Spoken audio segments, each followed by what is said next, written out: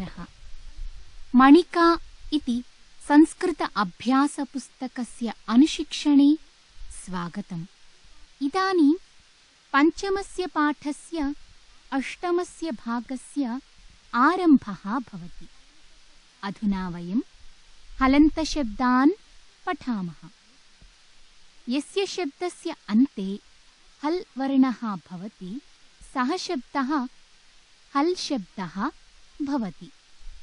हल् अर्थात् किमपि व्यञ्जनं क, ख, ग, घ इत्यादयः व्यञ्जनवर्णाः भवन्ति इति वयं पूर्वं पठितवन्तः खलु। पश्यन्तु, जगत्, तत्, विद्वस्, चक्षुष् इत्यादीनां शब्दानाम् अन्ते हल् अर्थात् व्यञ्जनम् अस्ति। अतः एते शब्दाः हलन्तशब्दाः सन्ति। अधुना वयं हलन्तशब्देषु अपि प्रथमतया हलन्तपुल्लिङ्गशब्दानां विषये जानीमः।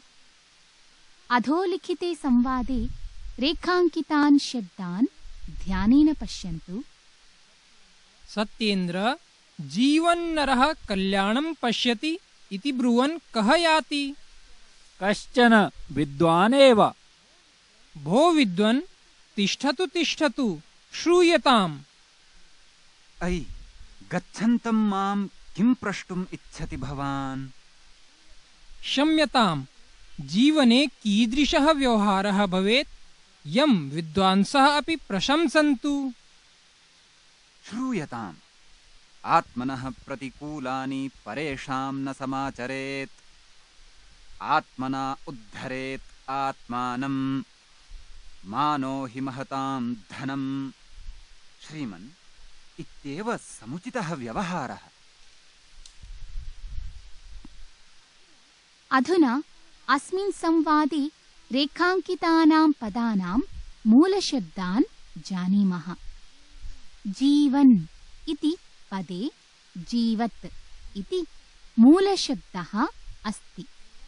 ब्रुवन् इत्यत्र ब्रुवत्, विद्वान् इत्यत्र विद्वस्, विद्वन् इत्यत्रापि विद्वस्, भवान् इत्यत्र भवत्, विद्वांसः इत्यत्र विद्वस्, आत्मनः इत्यत्र आत्मन्, आत्मना इत्यत्रापि आत्मन्, आत्मानम् इत्यत्रापि आत्मन्, महताम् इत्यत्र महत्, श्रीमन् इत्यत्र च श्रीमत् इति मूलशब्दः भवति। एतेषां मूलशब्दानाम् अन्ते सर्वत्र हल् अस्ति, अर्थात् व्यञ्जनम् अस्ति। अतः एव एते शब्दाः हलन्तशब्दाः इति कथ्यन्ते। एतस्यां तालिकायां लिखितानि सर्वाणि पदानि पुल्लिङ्गे सन्ति। अधुना अधोलिखितानां शब्दानां यथा निर्देशं रूपाणि लिखामः। भवत् शब्दस्य प्रथमाविभक्तेः एकवचने भवान्, द्विवचने भवन्तौ, बहुवचने च भवन्तः इति रूपं भवति। विद्वस् शब्दस्य द्वितीयाविभक्तेः एकवचने विद्वांसं, द्विवचने विद्वांसौ, बहुवचने च विदुषः इति रूपं भवति। गच्छत् शब्दस्य तृतीयाविभक्तेः एकवचने गच्छता, द्विवचने गच्छद्भ्यां, बहुवचने च गच्छद्भिः इति रूपं भवति। राजन् शब्दस्य चतुर्थीविभक्तेः एकवचने राज्ञे, द्विवचने राजभ्यां, बहुवचने च राजभ्यः इति रूपं भवति। आत्मन् शब्दस्य पञ्चमी विभक्तेः एकवचने आत्मनः, द्विवचने आत्मभ्यां, बहुवचने च आत्मभ्यः इति रूपं भवति। भवत् शब्दस्य षष्ठीविभक्तेः एकवचने भवतः, द्विवचने भवतोः, बहुवचने च भवताम् इति रूपं भवति। विद्वस् शब्दस्य सप्तमीविभक्तेः एकवचने विदुषी, द्विवचने विदुषोः, बहुवचने च विद्वत्सु इति रूपं भवति। राजन् शब्दस्य सम्बोधनप्रथमाविभक्तौ एकवचने हे राजन्, द्विवचने हे राजानौ, बहुवचने च हे राजानः इति रूपं भवति। एवं प्रकारेण वयं ज्ञातवन्तः यत् येषां शब्दानाम् अन्ते हल् वर्णः भवति ते शब्दाः हलन्तशब्दाः भवन्ति। अस्यां तालिकायाम् अपि सर्वे शब्दाः पुल्लिङ्गे सन्ति। अधुना कांश्चन हलन्तसर्वनामशब्दान् जानीमः। मित्राणि, यद्, तद्, इदम्, अस्मद्, युष्मद् इत्यादयः केचन हलन्तसर्वनामशब्दाः सन्ति। एतेषां शब्दानां प्रयोगः संज्ञाशब्दानां स्थाने भवति अथवा संज्ञाशब्दानां विशेषणरूपेण भवति। एते शब्दाः त्रिषु लिङ्गेषु भवन्ति, यथा सः, तौ, ते इति पुल्लिङ्गे, सा, ते, ताः इति स्त्रीलिङ्गे, तत्, ते, तानि इति च नपुंसकलिङ्गे रूपाणि भवन्ति। अधुना तद् इति शब्दं स्वीकृत्य पुल्लिङ्गस्य कानिचन वाक्यानि पश्यामः। बालकः पठति। अस्मिन् वाक्ये संज्ञापदं किमस्ति? साधु, बालकः इति संज्ञापदम् अस्ति। अत्र अहम् एकं प्रश्नं पृच्छामि। किं बालकः पठति? एतस्य प्रश्नस्य उत्तरं तद् इति सर्वनामशब्दस्य प्रयोगं कृत्वा प्रकारद्वयेन दातुं शक्नुमः। यथा आम्, सः पठति इति एकम्, आम्, सः बालकः पठति इति च द्वितीयम्। उत्तरद्वये अपि सः इति सर्वनामपदम् अस्ति। अत्र तद् इति मूलशब्दः अस्ति। प्रथमे उत्तरे वयं पश्यामः यत् बालकः इति संज्ञापदस्य स्थाने सः इति सर्वनामपदस्य प्रयोगः कृतः अस्ति। द्वितीये उत्तरे तु बालकः इति संज्ञापदेन सह सः इति सर्वनामपदस्य प्रयोगः कृतः अस्ति। अत्र सः इति सर्वनामविशेषणपदम् अस्ति। विशेष्यपदं तु बालकः इति अस्ति। एवमेव सर्वत्र सर्वनामशब्दानां प्रयोगः कर्तव्यः भवति। अधुना अग्रिमं चित्रं पश्यन्तु। बालकौ पठतः। किं तौ लिखतः? न, तौ पठतः। अथवा न, तौ बालकौ पठतः। अत्र तौ इति सर्वनामपदम् अस्ति। एतत् पदं तद् शब्दस्य प्रथमाविभक्तेः द्विवचने अस्ति। एवमेव बालकाः क्रीडन्ति, अथवा ते क्रीडन्ति, अथवा ते बालकाः क्रीडन्ति इति। ते इत्यत्रापि तद् इति सर्वनामपदम् अस्ति। अधुना कानिचन स्त्रीलिङ्गरूपाणि पश्यामः। बालिका पठति, अथवा सा पठति, अथवा सा बालिका पठति इति एकवचने, बालिके हसतः अथवा ते हसतः अथवा ते बालिके हसतः इति द्विवचने, बालिकाः नृत्यन्ति अथवा ताः नृत्यन्ति अथवा ताः बालिकाः नृत्यन्ति इति च बहुवचने प्रयोगः कर्तुं शक्यते। अधुना कानिचन नपुंसकलिङ्गरूपाणि पश्यामः। पुस्तकम् अस्ति अथवा तत् अस्ति अथवा तत् पुस्तकम् अस्ति इति एकवचने, पुस्तके स्तः अथवा ते स्तः अथवा ते पुस्तके स्तः इति द्विवचने, पुष्पाणि सन्ति अथवा तानि सन्ति अथवा तानि पुष्पाणि सन्ति इति बहुवचने च प्रयोगाः भवन्ति। एवं प्रकारेण वयं दृष्टवन्तः यत् तद् इति सर्वनामशब्दस्य त्रिषु लिङ्गेषु रूपाणि भवन्ति। अधुना वाक्येषु संज्ञापदानां स्थाने सर्वनामपदानां प्रयोगं कुर्मः। यथा छात्रः लिखति इति वाक्ये संज्ञापदं किमस्ति? सम्यक्, छात्रः इति संज्ञापदम् अस्ति। एतस्य स्थाने तद् इति सर्वनामशब्दस्य प्रयोगं कुर्मः। किं वाक्यं स्यात्? आम्, सम्यक्, सः लिखति इति वाक्यं भवति। एवमेव उमा पठति इति वाक्ये उमा इति संज्ञापदम् अस्ति। एतस्य स्थाने सा इति सर्वनामपदं स्थापयामः।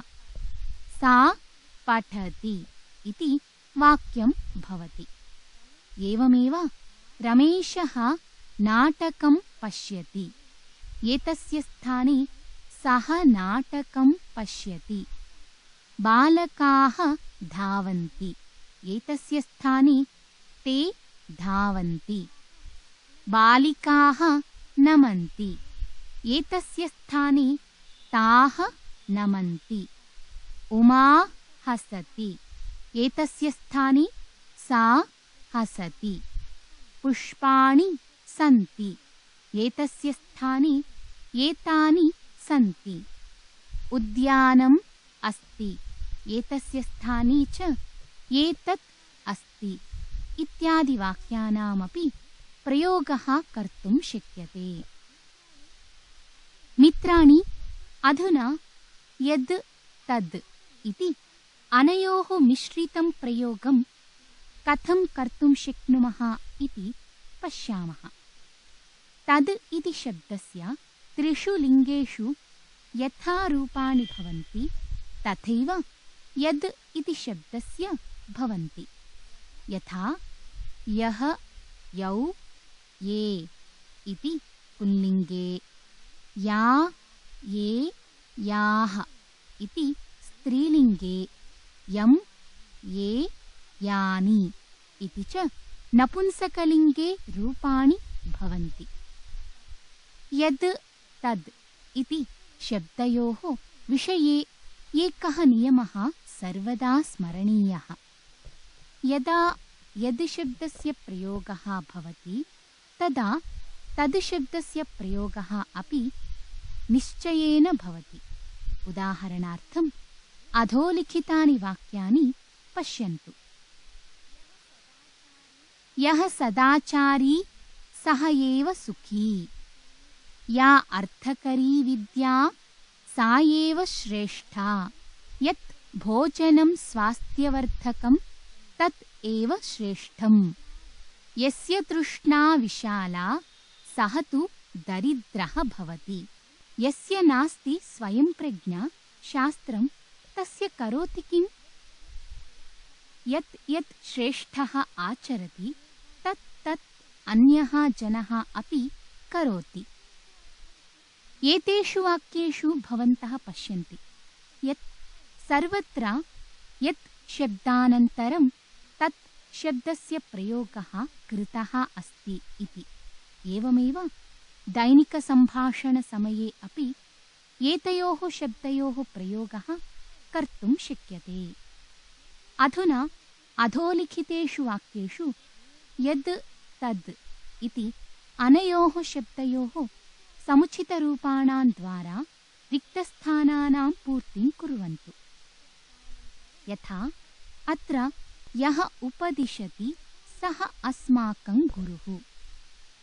प्रथमं रिक्तस्थानयुक्तं वाक्यम् अस्ति अत्र अग्रे अग्रे गच्छति अशोकः इति। प्रथमे रिक्तस्थाने यः इति स्थापयामः, द्वितीये रिक्तस्थाने सः इति स्थापयामः। अत्र यः अग्रे अग्रे गच्छति सः अशोकः इति वाक्यं भवति। यः इत्यत्र यद् इति शब्दः अस्ति, सः इत्यत्र तद् इति शब्दः अस्ति। अग्रिमं वाक्यम् अस्ति तत्र पितरौ नमति कामना इति। अत्र प्रथमे रिक्तस्थाने या इति, द्वितीये रिक्तस्थाने च सा इति पदं स्थापयामः। एतत् पदं स्त्रीलिङ्गे अस्ति। किमर्थं स्त्रीलिङ्गे अस्ति? यतः एतयोः विशेष्यपदं कामना इति स्त्रीलिङ्गे अस्ति। समीचीनम्। अत्र वाक्यं भवति तत्र या पितरौ नमति सा कामना इति। छात्राः परिश्रमेण पठन्ति सफलतां प्राप्नुवन्ति इति अग्रिमं वाक्यम् अस्ति। अत्र प्रथमे रिक्तस्थाने ये इति, द्वितीये रिक्तस्थाने च ते इति सर्वनामपदं स्थापयामः। ये छात्राः परिश्रमेण पठन्ति ते सफलतां प्राप्नुवन्ति इति वाक्यं भवति। अग्रे अस्ति किमपि लक्ष्यं न भवति जीवनं व्यर्थम् इति। अत्र यस्य इति तस्य इति च पूरयामः। यस्य अर्थात् जिसका, तस्य अर्थात् उसका। यस्य किमपि लक्ष्यं न भवति तस्य जीवनं व्यर्थम् इति वाक्यं भवति। यद् शब्दस्य षष्ठीविभक्तेः एकवचने यस्य, तद् शब्दस्य च षष्ठीविभक्तेः एकवचने तस्य इति रूपं भवति। विद्या, दानं, ज्ञानं, शीलं किमपि न भवति पृथिव्याः भाररूपाः भवन्ति इति अग्रिमं वाक्यम् अस्ति। अत्र प्रथमे रिक्तस्थाने येषाम् इति, द्वितीये रिक्तस्थाने च ते इति स्थापयामः। येषाम् अर्थात् जिनका। येषां विद्या, दानं, ज्ञानं, शीलं किमपि न भवति ते पृथिव्याः भाररूपाः भवन्ति इति वाक्यं भवति। येषाम् इति पदं बहुवचने, ते इत्यपि बहुवचने भवति। अग्रिमं वाक्यम् अस्ति गृहे अतिथीनां सत्कारः भवति गृहे देवाः निवसन्ति। अत्र यस्मिन् तस्मिन् इति पूरयामः। यस्मिन् अर्थात् जिस्में, तस्मिन् अर्थात् उसमें। यस्मिन् गृहे अतिथीनां सत्कारः भवति तस्मिन् गृहे देवाः निवसन्ति इति वाक्यं भवति।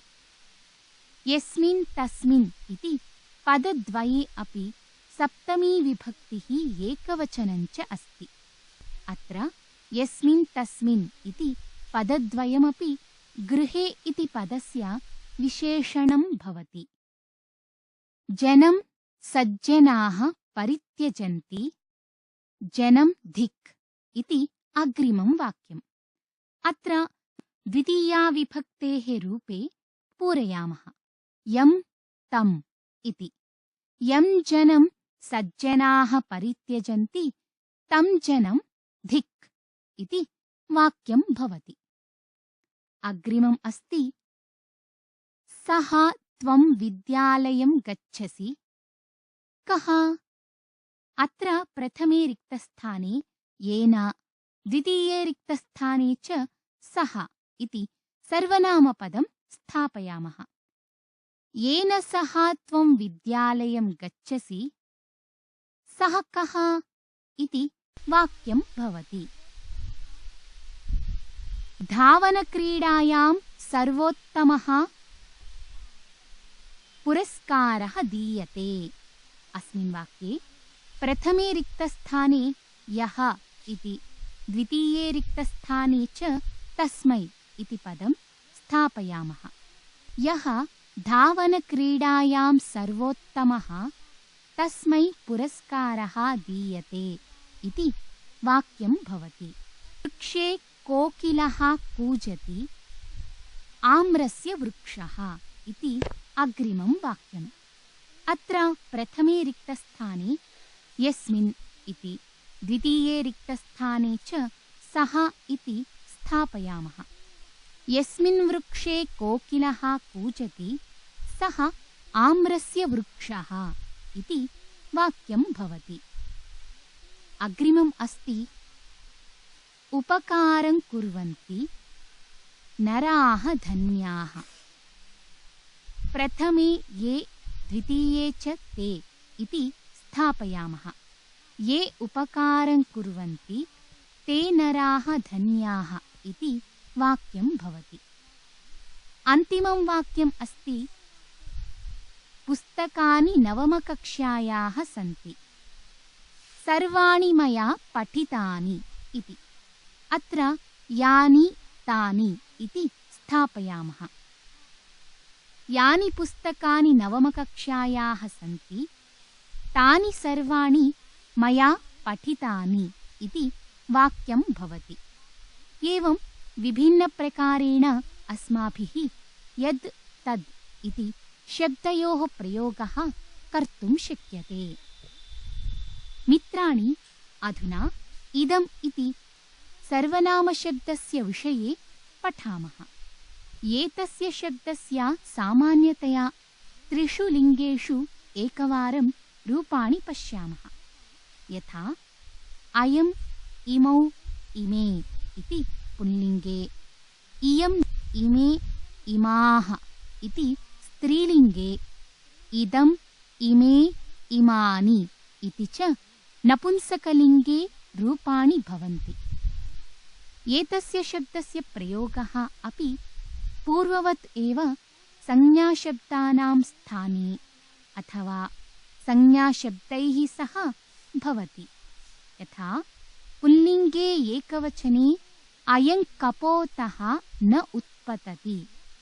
अत्र कपोतः इति संज्ञापदं विशेष्यपदं च अस्ति।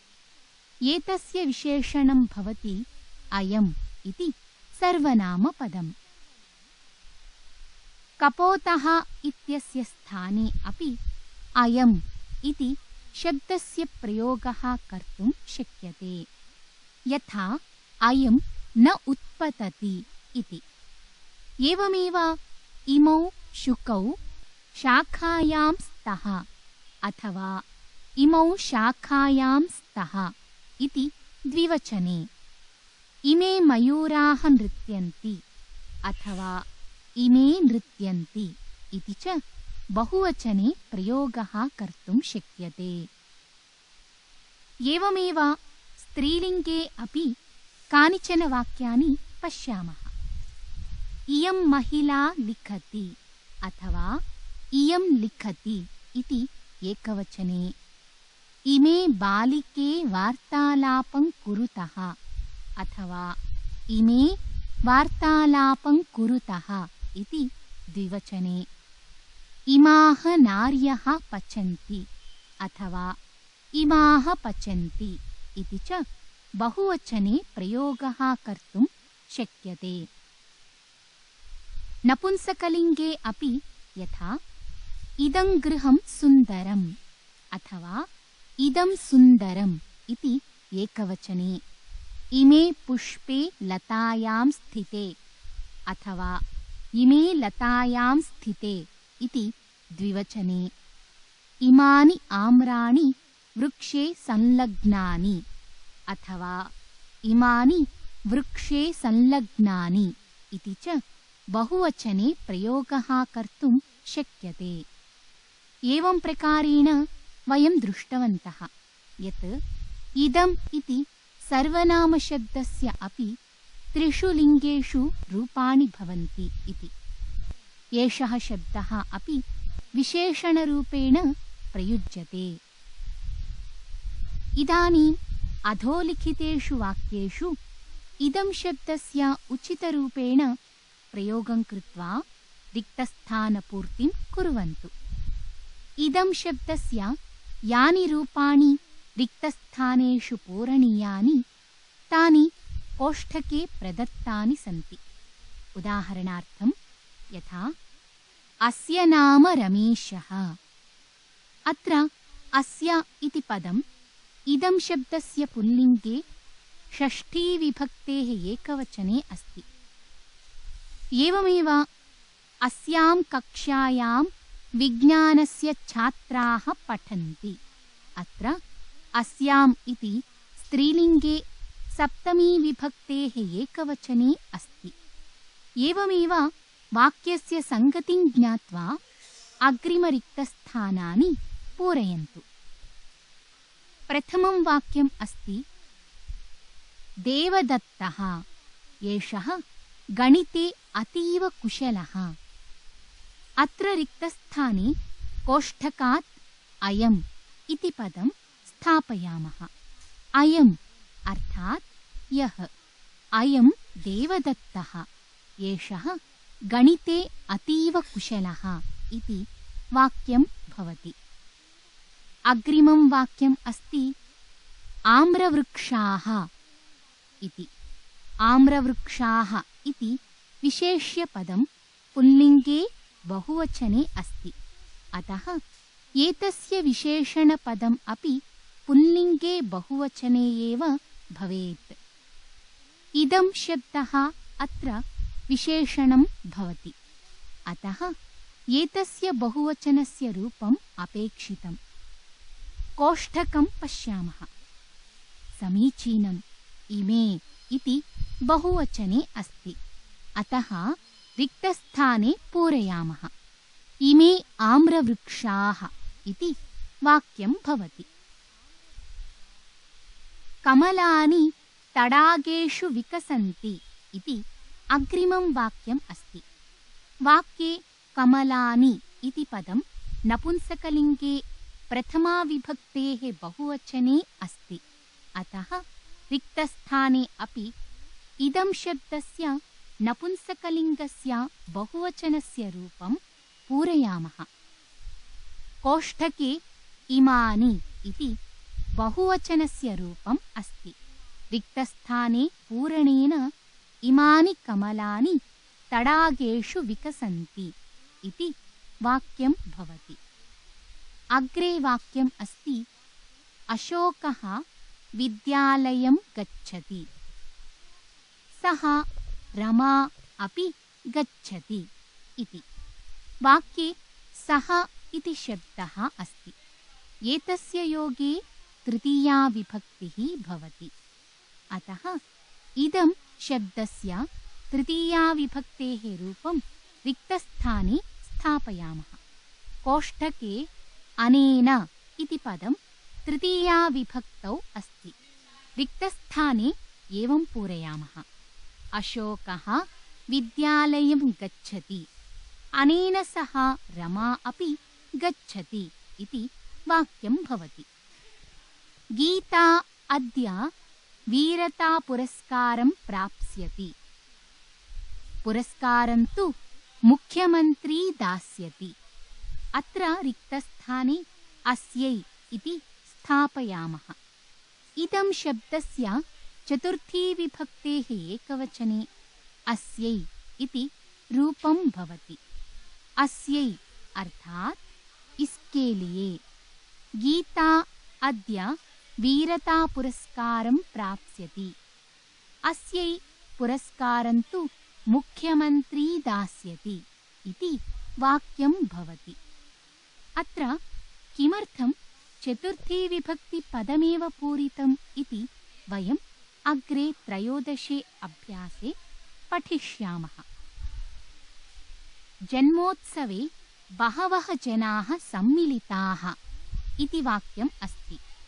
अत्र कोष्ठकात् अस्मिन् इति पदं रिक्तस्थाने स्थापयामः। अस्मिन् अर्थात् इसमे। अस्मिन् जन्मोत्सवे बहवः जनाः सम्मिलिताः इति वाक्यं भवति। बालिका बेङ्गलूरुतः समागता। नाम मीनाक्षी इति अन्तिमं वाक्यम् अस्ति। अत्र प्रथमे रिक्तस्थाने इयम् इति पदं स्थापयामः। द्वितीये रिक्तस्थाने च अस्याः इति पदं स्थापयामः। इयं बालिका बेङ्गलूरुतः समागता। अस्याः नाम मीनाक्षी इति सम्पूर्णं वाक्यं भवति। मित्राणि, एवं प्रकारेण अस्माभिः इदं शब्दस्य विभिन्नप्रकारेण व्यवहारे प्रयोगः कर्तव्यः भवति। अधुना वयं युष्मद् अस्मद् इति अनयोः शब्दयोः प्रयोगः कथं कर्तव्यः इति पठामः। तदर्थम् अधोलिखितम् अनुच्छेदं ध्यानेन पठन्तु। वन्दना कस्मिंश्चित् आदर्शविद्यालये नवमकक्षायां प्रवेशम् इच्छति। सा स्वभ्रात्रा अनुरागेण सह प्रधानाचार्यं मिलति। वन्दनायाः प्रधानाचार्येण सह प्रवृत्तः वार्तालापः एवम् अस्ति। श्रीमन्, किम् अहम् अन्तः आगच्छानि? आम्, आगम्यताम्, आस्यताम्। धन्यवादः श्रीमन्, इदं मम प्रार्थनापत्रम्। तव किं नाम? श्रीमन्, मम नाम वन्दना। पितुः नाम च श्रीधर्मेन्द्रः। त्वम् अत्र किमर्थं प्रवेशम् इच्छसि? अत्र संस्कृतमाध्यमेन पठितुम् इच्छामि। एवम्। समक्षं भित्तौ एकः श्लोकः लिखितः। पठतु। सर्वधर्मान् परित्यज्य मामेकं शरणं व्रज। अहं त्वां सर्वपापेभ्यः मोक्षयिष्यामि मा शुचः। साधु पठितम्। किं त्वया कोऽपि पुरस्कारः प्राप्तः? आम् श्रीमन्, मह्यं तु प्रतिभापुरस्कारं शिक्षकनिदेशकः दत्तवान्। बाढम्। त्वया सह अन्यः कः आगतः? श्रीमन्, मया सह मम भ्राता अनुरागः आगतः। सः बहिः स्थितः। अस्तु, गम्यताम्। तव प्रवेशः भविष्यति। अस्मिन् अनुच्छेदे रेखाङ्कितेषु पदेषु कुत्रचित् युष्मद् इति कुत्रचित् च अस्मद् इति शब्दः अस्ति। युष्मद् अस्मद् शब्दयोः प्रयोगः अपि 3 लिङ्गेषु भवति। परञ्च 3 अपि लिङ्गेषु रूपाणि समानानि एव भवन्ति। अनुच्छेदे प्रायः सर्वाणि अपि रेखाङ्कितानि पदानि एकवचने सन्ति। वयम् एतेषां द्विवचनस्य बहुवचनस्य च रूपाणि अपि अधः रिक्तस्थानेषु लिखामः। अनुच्छेदे प्रथमं रेखाङ्कितं पदमस्ति अहम् इति। अत्र अस्मद् इति शब्दः अस्ति। प्रथमाविभक्तौ इदं रूपम् अस्ति। एतस्य द्विवचने आवाम् इति, बहुवचने च वयम् इति रूपं भवति। अग्रिमं पदमस्ति मम इति। अत्रापि अस्मद् इति शब्दः अस्ति। विभक्तिः तु अत्र षष्ठी अस्ति। एतस्य द्विवचने आवयोः, बहुवचने च अस्माकम् इति रूपं भवति। तव इति अग्रिमं पदम् अस्ति। अत्र युष्मद् इति शब्दः अस्ति। षष्ठीविभक्तेः एकवचने तव रूपं भवति। अत्र द्विवचने युवयोः, बहुवचने च युष्माकम् इति रूपं भवति। अग्रे त्वम् इति रेखाङ्कितं पदम् अस्ति। युष्मद् शब्दस्य प्रथमाविभक्तेः एकवचनम् इदम्। द्विवचने युवां, बहुवचने च यूयम् इति रूपं भवति। अग्रे माम् इति पदम् अस्ति। अस्मद् शब्दस्य द्वितीयाविभक्तेः एकवचनम् इदम्। अत्र द्विवचने आवाम्, बहुवचने च अस्मान् इति रूपं भवति। त्वाम् इति अग्रिमं पदम् अस्ति। अत्र युष्मद् शब्दः द्वितीयाविभक्तिः एकवचनं च अस्ति। अत्र द्विवचने युवाम्, बहुवचने च युष्मान् इति रूपं भवति। त्वया इति पदम् अग्रिमे वाक्ये अस्ति।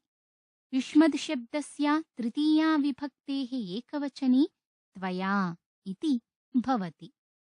अत्र द्विवचने युवाभ्यां, बहुवचने च युष्माभिः इति रूपं भवति। अग्रे रेखाङ्कितं पदम् अस्ति मह्यम् इति। अस्मद् शब्दः चतुर्थी विभक्तिः एकवचनं च अत्र भवति।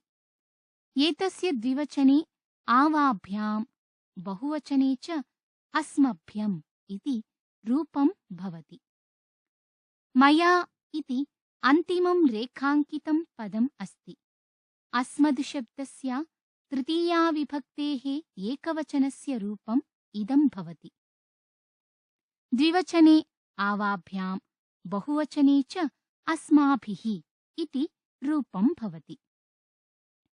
इदानीम् अधोलिखितसंवादं युष्मद् अस्मद् शब्दरूपैः पूरयन्तु।